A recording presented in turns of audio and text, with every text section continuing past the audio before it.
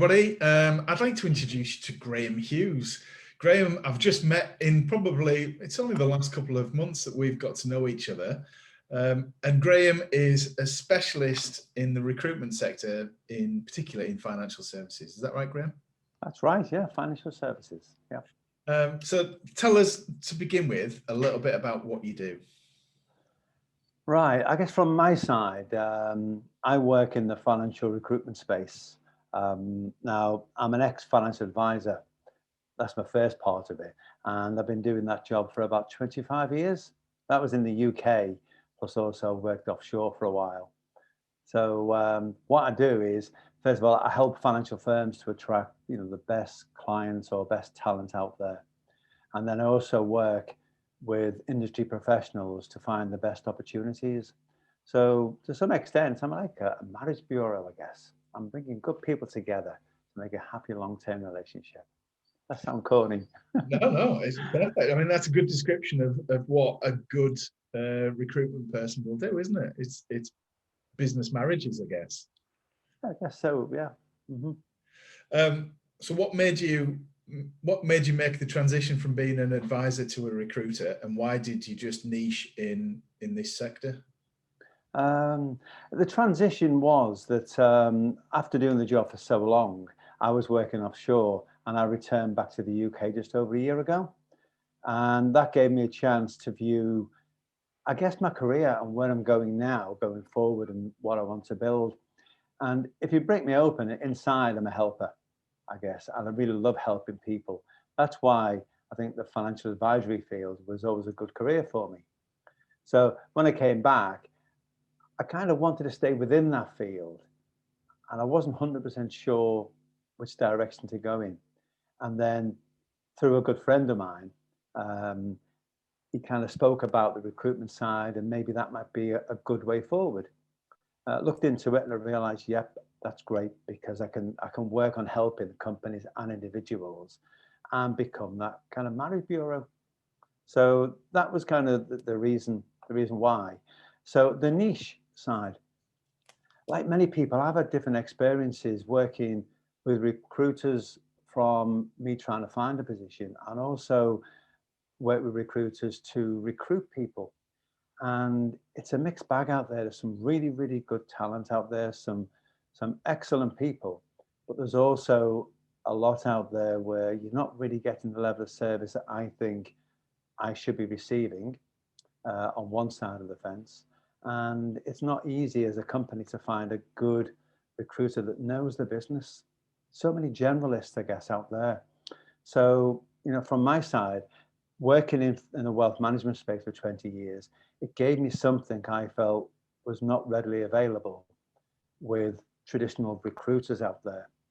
So for me, I guess working there to attract the right people, I know the advisor space. So when I'm speaking to candidates, I'm talking on their level, and I understand the kind of things they're looking for, where they are in their career, and the kind of opportunities that would really, I guess, light their fire. But equally, and probably more importantly, on the other side, when I speak to companies, I understand the company side, because I've worked not just in wealth management, but also head of wealth. So I understand the challenges they have. And I do understand when they're looking for good talent for the practice, the kind of things they're looking for, but also quite often the kind of things they should be looking for, but maybe they're not. So I relate to them. So I find that that's the main reason that I'm niche, is because I know the market and it just seems more logical. In fact, I don't fancy the concept of being a traditional recruiter working generically in all industries. I would think personally that wouldn't suit me. And I'm guessing, and we touched on it before, we were chatting about a mechanic in a different context, but if I had a Porsche, I don't want someone that works on any old second-hand car fixing my Porsche. I want a Porsche specialist working on it that understands everything about that particular vehicle and can just pinpoint things and deal with it. I'm guessing that's the advantage of you with your background. Yeah, it is. It's having someone that knows the market, and yeah, I mean, years ago, I'm sure my age now is that my first car, I used to change my own spark plugs, and the first car. You know, now would I? No. Could I? No. But it's something that you need somebody with the right expertise that can do something for you. And I certainly wouldn't go sending my Porsche to a little backstreet garage. I'd rather go to Porsche. And I guess a good analogy on that as well would be somebody could manage their own investments and pensions, but it's much better when you go to a specialist who's an expert at that, isn't it? Yes, without a doubt. Um, you need experts' advice from a financial perspective. It's wise to find the right person to deal with, yeah, and get professional advice. Okay. So you mentioned before that you've been living abroad. So tell us, I guess right now, whilst we're filming this in lockdown in the UK in February, everyone's desperate to be abroad and feel that sun on their face, and they're probably thinking, well, why would you give it up? But tell us first, what was it like working abroad, and where were you based? Right. Yeah, I was based in Dubai, and I moved over there some 13 years ago. And what brought that about is that I was an advisor with HSBC in Liverpool, and loving the job, enjoying it all. But HSBC in Dubai were losing a few people, and they were looking for experienced advisors to maybe move over there. So I thought, yep, looks like a good idea. Never been to Dubai before. And I thought, well, it's probably a good time to make that move now, career-wise. So I left here, went over to Dubai, and yep, spent 13 years or 12 years in Dubai. It's a great place. If you've been on holiday, you'll know that it's very modern, it's beautiful, there's lots of things to do, it's loads of fun. But there's another element of Dubai as well, where there's actually quite a bit of culture over there that you can seek out. Things such as doom bashing in the you know, go out in the dunes, or going into seeing local life, I guess, in Dubai. So there's a lot you can do, and it's a beautiful place. But do I miss it? After that long coming back to the UK, I've settled back in here. I love being back with family, and yeah, I could do some sunshine. But that's it, Jamie, I think. So after 12 years abroad and then coming back to the UK, I have a bit of an insight here. How have you managed to network and build your network in the UK? Well, the funny thing is, when I came back to the UK with being away so long, I didn't really have a network here, if I'm honest. You know, I had friends and family, but that's not your business network. And I knew a few people, and that was it. But I guess I was lucky. In Dubai, you're really on your own or with your nucleus family, and that's really it. So you have to go out, you have to network and develop and grow your new friends or your new family. So coming back, I knew what I had to do. So when I came back, I pinpointed a few people that I knew were quite influential, well connected within the financial space, and also I knew from reputation they were really good people. And they happened to be connected to Ascentive, which, funny enough, you're connected to as well. But so I came back. I met up with one individual initially, a guy called Dave Verberg, and from that, he helped me break into a few other relationships. And cut a long story short, my network has grown from that little seed, and a year and a half nearly down the road, I have what I think is an extremely robust, strong business network now, which is, well, over that short period of time, it's actually really, really strong. So that's kind of where it's evolved from. And full credit to Phil Bedford out in Dubai, who originally took you through the program.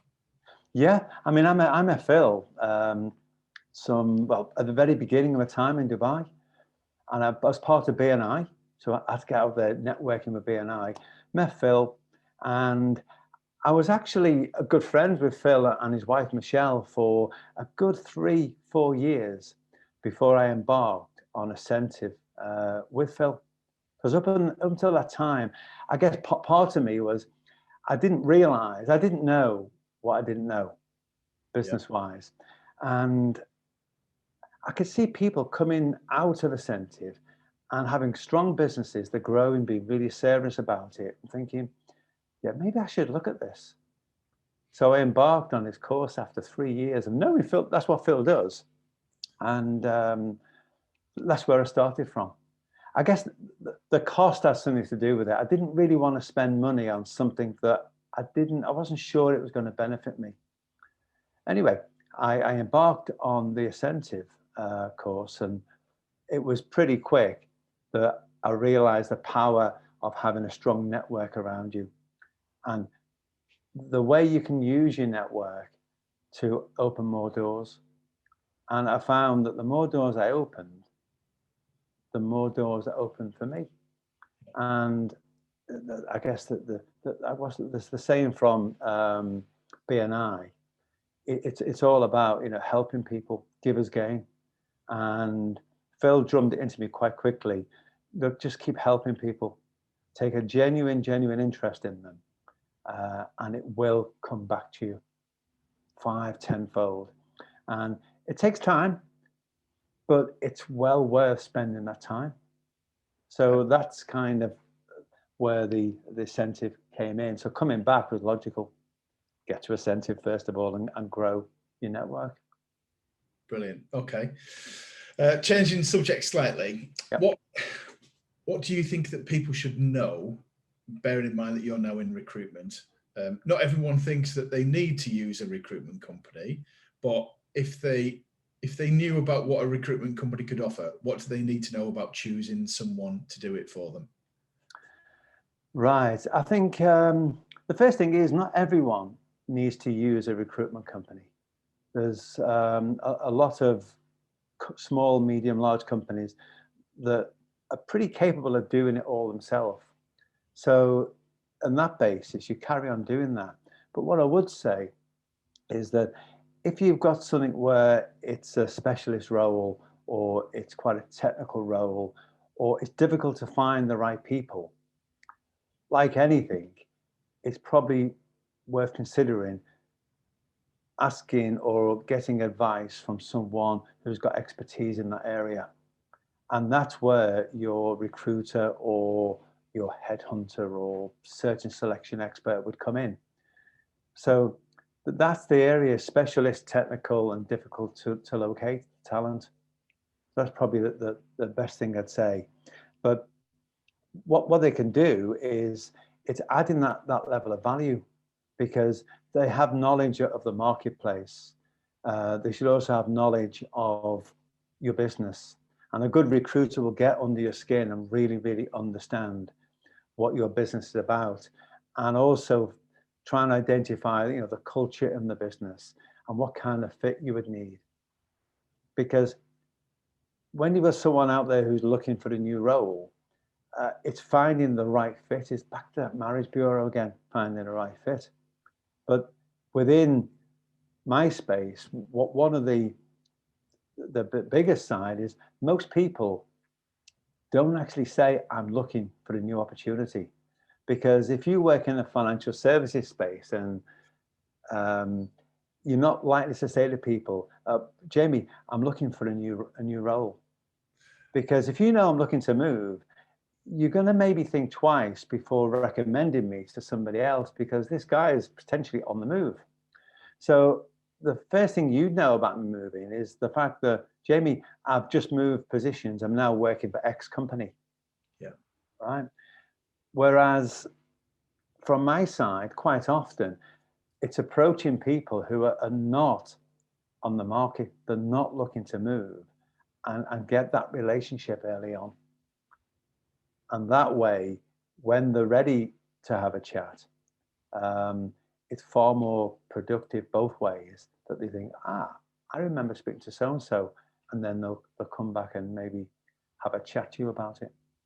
So what I'm hearing from that is you've got a database, or you're building a database of great potential candidates that you will then work out who they would be best married to. So which practice would they fit in when they're ready for a change, rather than dealing with a generalist recruiter who isn't going to have that pool of people to just, you flick through your Rolodex and you've got a pool of people that people might want to recruit, rather than someone who might deal with, I don't know, management roles one day, IT the next, production or manufacturing, and then drop onto the occasional recruitment service. Mm-hmm. Specializing in that niche gives you access to a lot more of the right caliber of candidates, I guess. Yeah, I think within recruitment generally, we all have a pretty strong database of clients.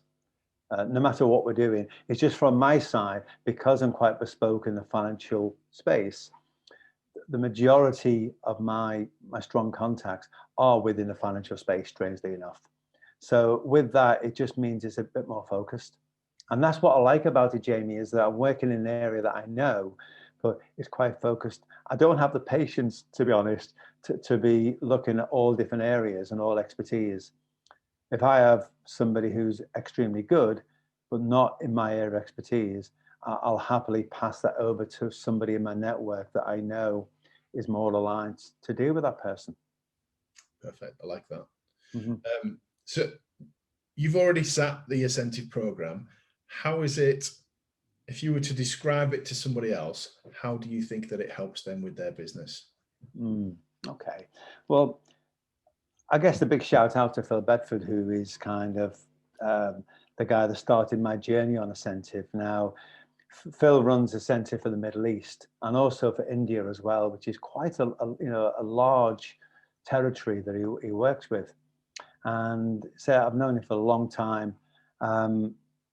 What it's done for me, it's helped me to want to realize the value of other people, and how by helping other people, I can also get help back. So that's one of the key things, is how I can expand my I guess my connection base, and by supporting individuals within that, I'm going to get probably 10 times the amount back. So it does really help you to grow your business. But one of the key things that I didn't pick up until I was actually on the course is that community. It's being surrounded by like-minded people who are nearly always in the same boat that you're in. They've got a lot of the same challenges. I'm not part of a massive corporate, so I don't have the big marketing budget, which I'd love to have, but I don't. So you've got to be more innovative in a small business. So not having the budget means, okay, well, how do I market myself and the business? And how do I get myself out there in front of the right people? So that's one of the big things. When it comes to things such as, I guess, IT, I'm pretty good at IT, but I'm not an IT whiz. But the good thing is I've got in my network good contacts and part of the incentive community who, that's their business, that's their profession. So if I need help, I can pick the phone up and say, for example, Andrew, I've got a problem on my system, and he'll be there, he'll help me, and usually he will not even ask me for anything in return. Saying that, because of his help and everything else, what do I want to do? I like Andrew, he's a really nice guy, so I'll do my best to see if I can help Andrew. Yeah. And that's it, you go out of your way to help the people that help you, don't you? Yeah, and that's the key bit. A lot of people who run in a business don't necessarily pick on early on in that growth phase, is that surrounding yourself with the right kind of people can mean the difference between success and the business floundering or potentially failing. And I guess there's a lot of people right now that are just, I saw something earlier that there's so many more businesses were started in 2020 compared to 2019. Because when we go through tough circumstances, redundancies and restructuring, a lot of people take that opportunity to start a business. Yep. What you don't realize is, and I remember this from when I started mine, if people have never, if they're just in a job, they don't appreciate and support people in the same way who've already been through what we've been through when you start a business. So you need to surround yourself with the right kind of people who are there to encourage you and support you, pick you up when you're feeling down, because it's a bit of a roller coaster when you run your own business, but as well can help you with all the little things. As an example, I remember when I had a big job in a corporate, I never appreciated when I rang IT that it was like the bat phone ringing, that someone would pretty much run up to my office to fix whatever was wrong. And then when I started my own business, it took me 2 days to work out how to get my email to work on my laptop. But it was one of those frustrating things that I'm going to make it work. I'm going to Google the hell out of this until I find out how to do it, rather than having a network of people that I could just ring and ask. That's just one little example. Okay. Last question for you now. Over the last 10, 12 months, the world has changed as a result of COVID. How has it changed what you do? Right. Okay. I'm going to cough now. Let me just put you on.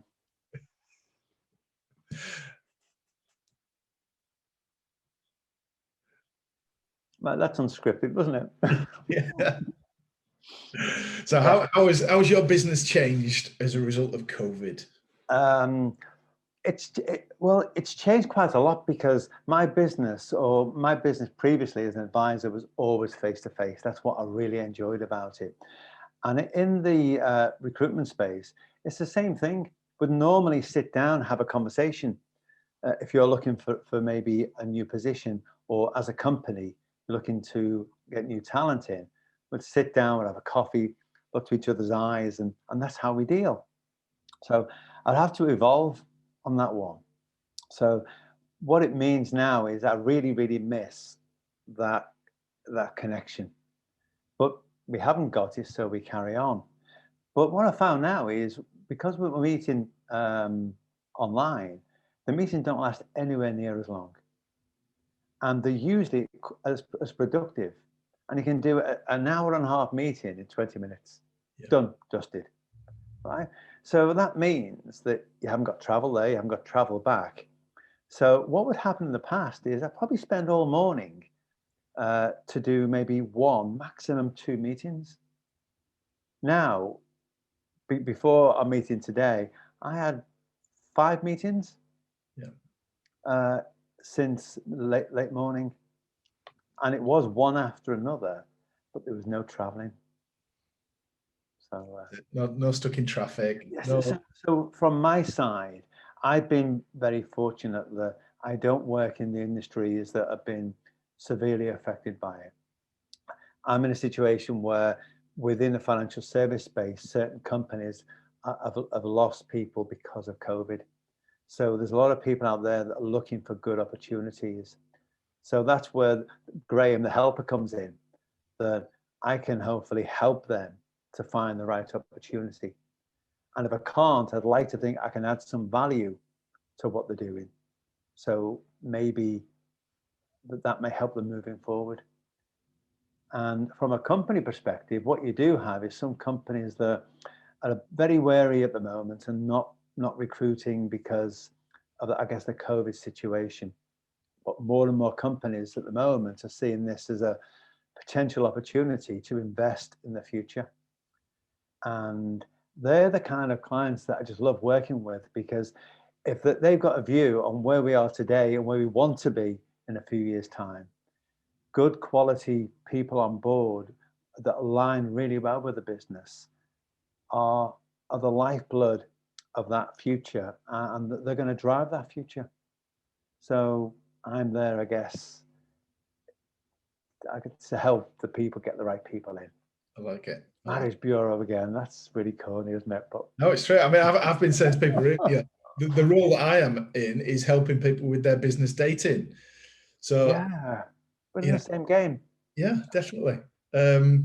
Thank you for your time. If anybody wants to get in touch with Graham, I'm guessing LinkedIn is the best way to find you. Just search for Graham Hughes. Yeah, Graham Hughes, LinkedIn. You will find me there. Yeah, all over LinkedIn.